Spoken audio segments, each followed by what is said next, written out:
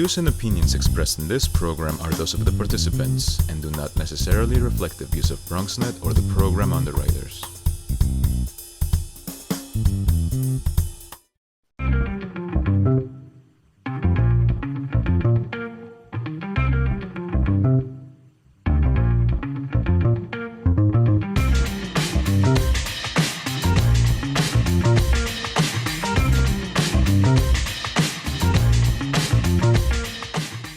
Hey there, welcome to the Bronx Buzz. This is BronxNet's program where we talk to writers and editors and reporters and journalists and filmmakers and videographers, really anybody putting things out for the people of the Bronx. And this evening we are just absolutely thrilled because Meet the Writers is the name of a wonderful group that brings authors and writers to children in the Bronx. And we are thrilled that Sonia Manzano, everybody knows her as Maria from Sesame Street, is an author and has joined us today, and we're so thrilled to have you with us. Sonia Manzano, nice to have you with us. Well, thank you. It's a pleasure to be here. Thanks for asking me. Well, I think we were all really excited about the fact that you, it turns out, did your third virtual reading for children in the Bronx, which is really just wonderful. I want to just tell you the truth, and you probably hear this all the time. My son, who is now an adult, I said, hey, you know, Sonia Manzano is coming on the Bronx Buzz this week. And he hesitated and he goes, oh, Maria. And, right away, it must be such a joy for you to know that, you know, really among your life's work was something that was so significant for so many people. It's so wonderful to have been on Sesame Street. I keep getting rewarded year in and year out when people like your son say, oh, I remember her, or she made an impact on me. And I'm very glad that I did. I was raised in the South Bronx in the 50s, and I never saw anybody who looked like me on television. And I really felt invisible and wondered how I was going to contribute to a society that didn't seem to see me. And so when Sesame Street wanted to actually show the diversity that does exist in the United States and in underserved areas, and they picked me to be that representative, I couldn't have been more thrilled. I feel like I became my own role model on Sesame Street and the person that I needed to see, or people like me. So I'm thrilled that I was able to do that and people appreciate it. Could you just relate what that experience has done for you? In other words, you've lived it. I couldn't believe when I researched the program, 44 years, that's a long time to do anything. But what has it done for you? Has it changed you, or have you always been this way? What has it taught you? Well, it taught me to be myself and really peel away layers of my own personality so that I could really accept myself and see who I was. When I first got on the show, I wanted to know what Maria's character should be like. I was off from doing a show called Godspell, and I had been acting school, Carnegie Mellon University, and I wanted to know what the character Maria was like.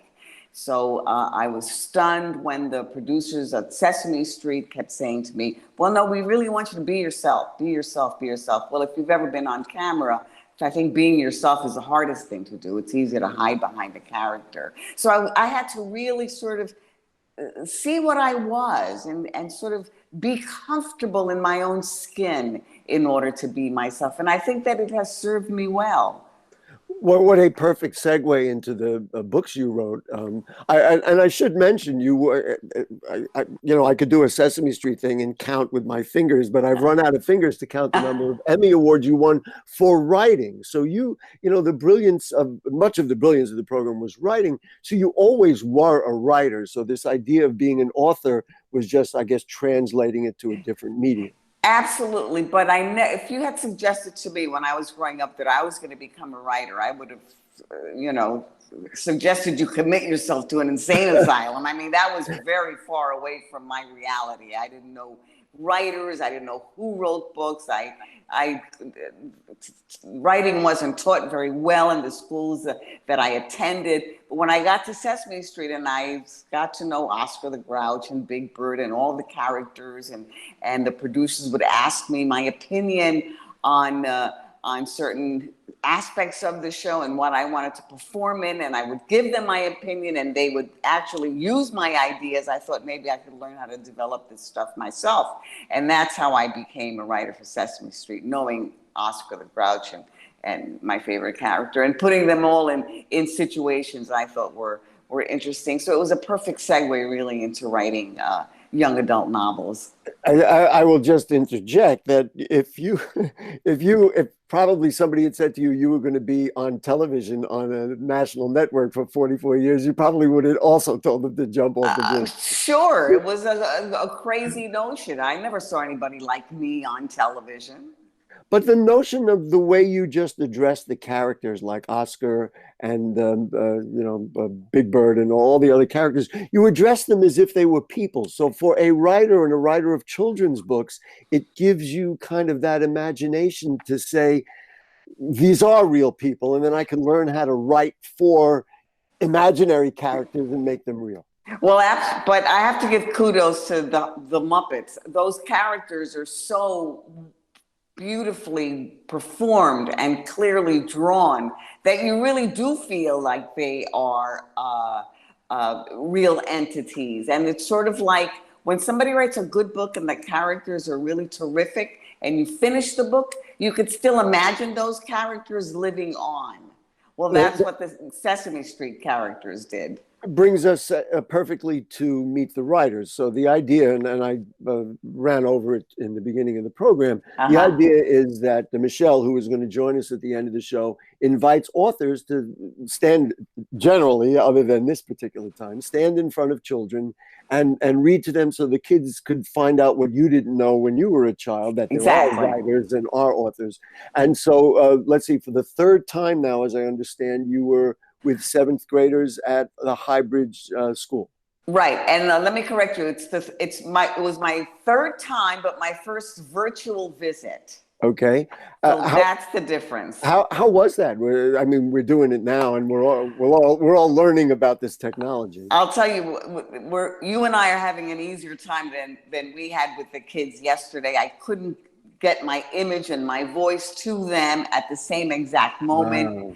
But I'll tell you what was really charming was that the kids kept telling me, Maria, just click on this. Just put this down, so they were trying to lead me to it until I got totally frustrated and said, let's just carry on with my voice and have a conversation about the book and what their feelings were. And we were able to do that.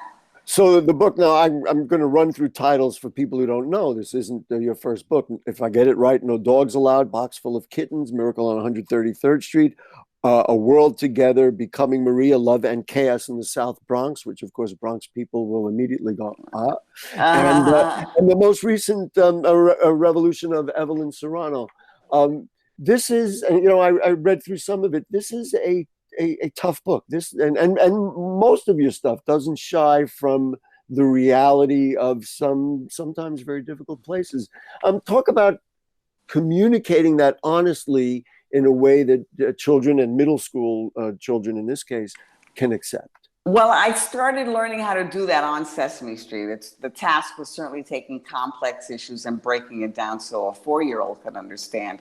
And so certainly what I was going through in 1969 and maybe 1967 was sort of the civil rights movement. Everybody was making big realizations. The country was in turmoil. Latinos for the first time were having their voices heard through groups like the Young Lords. And up until that time, I knew nothing about Puerto Rico. My parents never spoke about it. I had never been there. They just alluded to it as being a horrible place that they had to escape poverty and come here. And of course, society was doing its very best to tell me how insignificant I was because I wasn't on television or I wasn't really seen. So I tried to put all of those feelings that a 13-year-old might have into the book as she's exploring and learning about herself and her world and becoming politically interested in things around her. And you know, that same process of understanding and quote unquote imaginary character is what we talked about in the beginning of writing for, you know, Right, Oscar and Big right. Bird and all of the others. Um, the other thing that I was interested in, I guess, also as somebody who's been on TV, you know, when and you know this, when you're on TV, you're talking to an audience that you don't see. And you know, in a classroom, it's very easy to get that feedback. And for me also, it becomes a challenge when you don't get that. You know, in other words, there's a certain closeness in the classroom. Right. But I guess you were pretty comfortable with it, with being Well, on. with being on, yes, talking to the kids, communicating, they asked really great questions. They wanted to know how much of the book was real and how much wasn't. They knew it was historical fiction, but they wanted to know if my mother was like the mother I depicted, or my grandmother was like the woman that I depicted in the story. And of course they weren't. But I told them how, you know, there were certain aspects of my mother that I used and certain aspects of my grandmother and people around me that I used to make up the new fictitious characters. And I thought that they were really interested in that. And one person even asked me, why didn't you like being Puerto Rican when you were a young kid? And, you know, which I thought was a very important question, you know, and I was able to answer because society told me I wasn't good, and I believe them. And so they get it. They understand. Just because they're young doesn't mean they don't feel the things that adults do. And I have to tell you, what you just said reaches me emotionally as a boy who grew up in the Bronx. Children, especially now when the world is, certainly immediately now when the world is so threatening, they want to know that there's somebody out there like them. And I guess this underscores this entire conversation. And in the Bronx, where kids are isolated, sometimes there are not whole families. We know that 10% of all city children are living in shelters, which I mean, I can't even imagine. It's stunning, And isn't it? Yeah. it really is. And then when you come on and you're talking their language and you're talking what it's really like to be in the kitchen with mom, with the smells and the sounds and everything else, and they say, wait a minute, here is somebody like me. I guess it brings us full circle back to the original conversation about why it was so important for you as a character on Sesame Street and even now. Right, to see somebody like myself. And I remember when I was a kid and guests would come into the schools in the Bronx that I was attending, and they would, I don't know, they showed you kind of a little glimmer of another world, a bigger world. And, you know, that will sustain you. That'll sustain a young person for a while with that understanding. And also I gave them some tips about writing if they're isolated now at home. How they could keep journals, or maybe have a fantasy that a famous character moves in with them as they're Right. being isolated, and there are all kinds of funny things that can happen. And I do want to move into one other item of particular interest, and that is the Bronx Children's Museum, which you have Oh, been. Boy, did everybody! I don't know if you could tell, like I did. Sonia's face just changed. I This know. is really so important for the children of the Bronx. So maybe we could both shout out to our friends, to Carla and all the people Yes. at the museum. Just talk about this project and what you think it will mean for the children of the Bronx. Well, as you know, the Bronx Children's Museum is now a bus. So it kind of moves around and travels to the different schools, bringing activities to the children. But finally, they have a site, and it's been a long haul, 5 years at least, of getting closer and closer to the goal. It's as you know, the Bronx is the only borough that does not have a children's museum, which is terrible because it needs one. And then this pandemic has happened now, and I'm sure it's gonna. I haven't spoken to Carla Precht yet about it, but I'm sure it's gonna set us back a while, Well, as everything. I shudder to think how long a while. I have to tell you, I've been on that bus, And Yeah. I've seen the Gophers and everything else that they're doing. But you know, you say it's 5 years; it's a lifetime, really, to have Yeah. something like that. And the plans I've seen have just been glowing. I guess our last question then is, what is next for you? More books, more hanging out with kids, coming into the Bronx as often as possible. We hope. Coming into the Bronx as much as I can. I just want to correct you that my latest book is A World Together, which is Oh, with okay. National Geographic. It just was released, I think, last week. And I'm working on a animated series with the Fred Rogers Company, Wow. which takes place, as you would imagine, in the Bronx. Oh my So goodness. I won't say anything more about that. I'll be Can very we get a coy. timing or a perspective timing? 21, it should, you'll, Of course, you know, you probably can. you Well, know, what I was according just to how saying, the world is. yeah, that's what I mean. You probably could say the time now, but who knows really what Who will happen. knows really what will Anyway, it is happen. a joy, Sonia Manzano, Maria, and yes, from my son and my daughter too, and all the other children. Thanks for everything, and really from the Bronx also. Thank you so much, because this energy for our kids is something that we just have to keep going for all time. Absolutely. Thank you so much. Good luck. Stay Good. safe. And Bye-bye. we'll look forward to seeing the animation. Thank you. Thank you. All right, Bye. we're going to take a short break. And when we come back, we're going to talk to the founder of Meet the Writers and why it's so important to do this for our children. We'll be right back.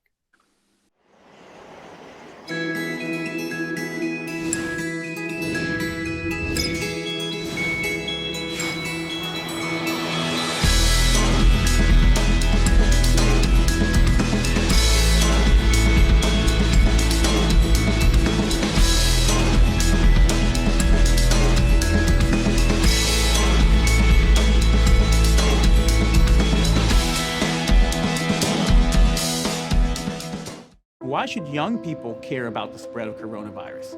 Well, we know that people with underlying medical conditions over the age of 60 are at highest risk, but they've got to get it from somebody. So we're asking everyone to be selfless for others so that we can protect those who are most susceptible. Not going to bars, not going to restaurants. It all just means physical separation so that you have a space between you and others. For more information on how you can social distance, please go to coronavirus.gov.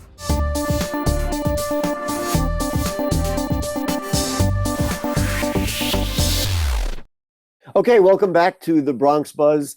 Needless to say, we were all exhilarated and delighted by the segment we just had with Sonia Manzano. And in fact, the reason that we did get to Sonia Manzano was because of our guest right now, and that is Michele Weisman, who is the founder of Meet the Writers. Michele, nice to see you virtually. Yes, Gary, so great to see you. I'm so happy to be here today, and I appreciate your interest in Meet the Writers. Well, anything that can help Bronx kids certainly is something we would always consider doing. Let's talk about Meet the Writers and how did it start, and how did we get to where we are now that, you know, well-known people like Sonia Manzano participate. Yeah, I'm so grateful to authors like Sonia Manzano meeting seventh graders in the Bronx. It started in 2015 with one school and 2 author visits. And now we're reaching over 20,000 students. It's incredible, from kindergarten till college. And we work with schools to figure out who should come visit. Yeah, what was the founding idea? What was the thought in the beginning, and why did you say, well, we ought to have a Meet the Writers? The idea was, how can we support literacy, and how can we get kids excited about reading? Because the numbers were not so great. And it seemed like by bringing kids to meet authors who maybe look like them, had written something that could be meaningful in their life, that it could create a culture of reading and get kids excited about reading. And it seemed to work. It's been amazing that kids get excited about meeting the writer. They ask easy sometimes and hard questions. Like this week, they asked Sonia, how long did it take to write the book? All right, that one is an easy question. But then how did it feel to write this book, and how did it impact you? And Sonia talked about how important it was for her when she was a Latina woman to be seen on Sesame Street and also to write a book that portrays her experience. You know, there was. So Meet the Writers, about how many of these do you do? I remember you told me you had many of them were canceled because of obviously what had happened. But how many do you generally do? And you just talked about, what did we say, 12,000 kids over the years? I mean, that's an extraordinary number. Yeah, so in 5 years, we're reaching about 20,000 students, 20,000. which is amazing.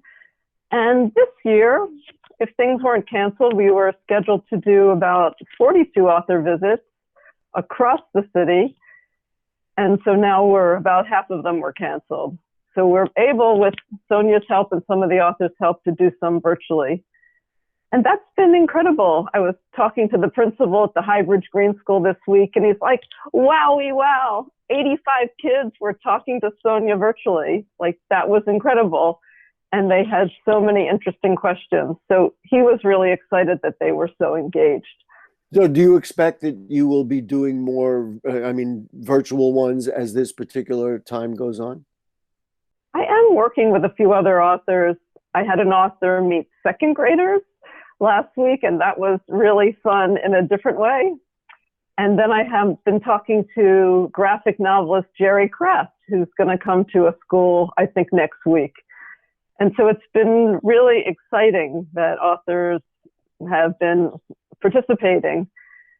That's sort of the amazing thing about the program, is that over 100 authors have said, yes, I'll make time to do this. Authors like Jacqueline Woodson, Elizabeth Acevedo, Mark Kurlansky. It's been amazing.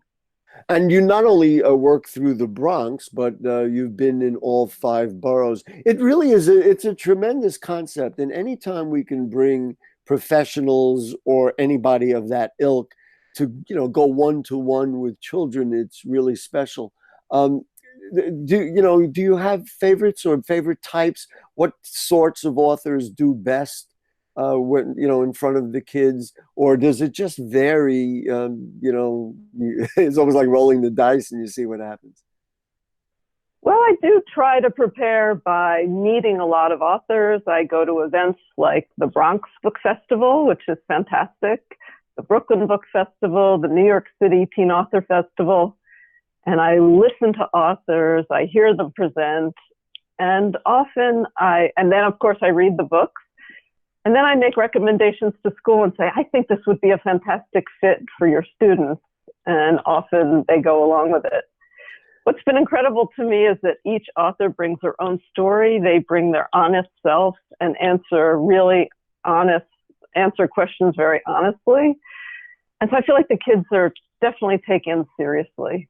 But if you're an author and and even if you have the biggest best-selling book, going and kids really love it, you've been putting this out and you never really see the people who are reading it and find out what impact. So I think for the writers, it's almost as valuable, if not more so, than it is for the kids, because they can, number one, become somebody which they deserve to be. And number two, they get feedback that they're like, wow, I never thought that, people were reacting that way. You understand what I'm saying? There's a real interaction that works both ways, not only for the children, but for the authors as well. Absolutely. I think the authors do get a lot out of it too. Sometimes they brainstorm with the kids. Sometimes they get real feedback. It's been incredible. One of the things about Meet the Writers is we ask that the schools and the students prepare. So maybe for a second grade class, a teacher will read a book to the kids. In middle school, they're reading the books themselves. And so kids ask real questions, not just like, how many books did you write? But I noticed that the characters have names that are related to food. Why did you do that? Or this seems like a Romeo and Juliet story. So I feel like the kids are reading the book and are prepared with really great questions. But if you know that the person who wrote it is going to be in front of you and you're going to have the opportunity to say, just like you said, why did you write this character? Or one of the things that Sonia told us was that the children were asking, was your grandmother really like that? And how much like that? there's a tremendous amount of intrigue for the child, and then of course, as I mentioned before, the feedback for the author, I think, is considerable. Absolutely. Well, it's funny. I mean, sometimes we say, where do books come from? And kids might say, the bookstore or the library. Right. But I think when they meet the authors, I think they have a whole new concept of it. And the authors also talk about the difficulty of the writing process. Like, they didn't just think of a book and then all of a sudden it formed. Maybe they wrote the book in 6 months, but then 3 years later and a revisions worth a 3-story house, it takes a lot of work. Well, we know that. Do you work with all grades? I mean, to me, middle school is really that perfect spot because they're just beginning to formulate their real opinions of the world. But how early do you go, and do you even go into high school? Yes, so I agree. I think middle school is really an important time. It feels very pivotal, whether these kids are going to say, nah, reading and writing aren't for me, or maybe it is. But we also have brought authors to pre-K, to kindergarten, and I've also brought authors to SUNY Old Westbury. They wanted to bring authors to meet their School of Education students. And that was really incredible because they would be meeting authors who they could then bring to their classrooms when they go on to be teachers. So that was pretty cool too. Yeah, I think that is extraordinary. So for you, you spend a lot of time looking for books for kids and then trying to find new authors. And the schools are receptive, it sounds like. Yes, I do. I'm always looking for new authors. I read a lot of books, picture books to adults. I'm always looking for new schools. Mm-hmm. And I also am looking for funders. Part of our... Yeah, no, go ahead. You're about to go into what I was just going to ask you. Yeah, part of our initiative is to give a kid a signed book from the author they meet. And we've been able to do that somewhat, but I'd love to do that more. That is sort of the icing on the cake after they've met the author, to come up face to face with them and have them personalize your book. What I was going to ask you is about the survival of the organization. Of course, now all not-for-profits, practically everybody, and even in business, are taking a step back, and we're going to figure out for the future. But you've gotten grants. Is that how you survive? The Department of Education is supportive. Just, you don't have to go in great detail, but just give us an idea of how you've been able to do this all these years.